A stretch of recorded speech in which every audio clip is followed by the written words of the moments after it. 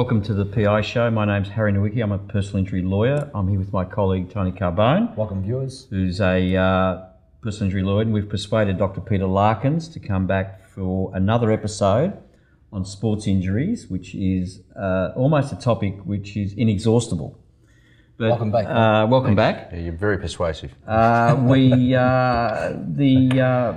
Your background, obviously, you've got a sports background. You were track and field, 1,500 metres and steeplechase person. Dare I say, were you competing against Herb Elliott or John Landy? No, dare you not say that. They were too different. old, aren't you? I did have a period of time in the late 70s and 80s when I was at international level, but somewhat after John Landy and Herb Elliott. Thank you very much. Okay, but you've attended 8 Olympic Games? Yeah, look, in my luckily been involved in the sport world for such a long time, and before I was in the medical world, I was in the sports world, obviously, and both as a competitor and from an official point of view, and as a spectator, I've had the opportunity to be at 8 different Olympics, which is great. So you've obviously seen sports medicine firsthand at the elite level. I mean, one of the reasons that I got interested was in Eastern Europe and in Russia, and times as an athlete I was travelling as a competitor, and I got to see what sports medicine was doing around the world, and I knew as a country in Australia we prided ourselves on being very sporty, and we know that, and so I really felt that sports medicine in this country would evolve, and it was one of the reasons I got into that field. How did we stack up with those other countries? Well, back in then we weren't stacking up very well, but certainly since the 1980s and with the AIS coming involved in 1981, we've got a very strong culture of sports medicine, physios and doctors that have evolved with our elite teams, and we think we do a very good job, and a lot of players accept that.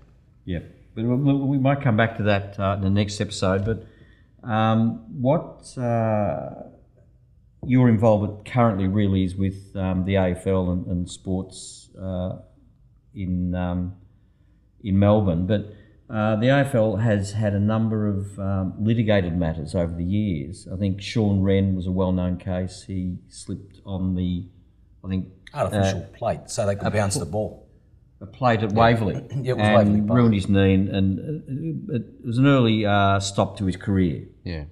Just to clarify, I'm not working for the AFL though, but I'm involved with Triple M Football, the broadcast AFL, and I've been involved with the Channel 9 Footy Show over the time, so I'm not an AFL official in any capacity, just to clarify that point. But as you say, there's been a few celebrated cases where AFL players have taken some action against the AFL or the sporting stadium. grounds. The stadium. Yeah. Sean Wren, I think, was at Amy Stadium in Adelaide. I think was his. Yeah, Was it? yeah. I think Luke so. O'Sullivan's case was at Waverley, where and Joe Mercedes has been another one. So there's been a few. And Steve Alessio, I think, also you've mentioned. Yeah, related before. to the surface. I mean, Sean Wren was a really obvious one because there was a bounce plate that the umpires used to use to get a better bounce, and that was like a rubber or plastic disc that they sent in the middle of the ground, and having that, they've certainly got rid of that. So there was almost an admission that was the wrong thing to have, because clearly the players did not want to run through an area and slip over. It's an artificial. Etihad's got a lot of issues at the moment too, Doc. Etihad's been in the news this season a lot, Tony, because of the shifting surface, and there's an issue there because of the daylight and the amount of the sun that it gets, and the grass is brought in and laid on top of topsoil and then crushed rock and then concrete, so it never really gets a good purchase. And it's a real dilemma for the tradespeople down there and the groundspeople, but the players themselves, they're concerned about the different ages of the turf, because you have looked at that stadium, you see new grass and old grass, and some of it hasn't just sealed properly, and so we've had a couple of cases. That's the real problem. Yeah, and the players, I guess the players don't have confidence sometimes in some of those areas, and it's I don't know what we're going to do about it. I mean, it's a dilemma because of the nature of that stadium, and as I said, the AFL certainly says it's safe, but some of the clubs behind the scenes aren't as happy. Yeah, but I think all cases that have been issued have been settled out of court, as far as we know. So we're not quite sure what ultimately the court would decide. But Luke O'Sullivan was, as you say, a slippery surface, soggy. Well, I think this was a Waverley case, and I believe it was related to how muddy and how badly prepared the surface was. So you virtually like sticking in quicksand or glue, and not being able. And he got a knee injury, which ruined his career. And Joe Mercedes was the MCG, was the uneven surface. I think it was the hardness of the cricket pitch area. So I think he slipped on that, and there was an issue of whether it was like ice skating because it was just so hard. Well, it's just rock hard, and he had a foot injury which was significantly aggravated a stress fracture situation. So I think, as you say, most of these cases have never been tested in the court environment because they have settled, which I guess is just an acceptance that the players had a case, and so they did settle that. I mean, look, the AFL football, players go in there knowing injuries occur. I mean, it's very much a voluntary risk situation that you go into. And it's a high impact sport as well. And if you think of, the thousands of players that have played since 1980, there's over 3,500 players that have run onto the ground to play AFL or VFL football. So you've only got a very limited number of cases where players have taken action.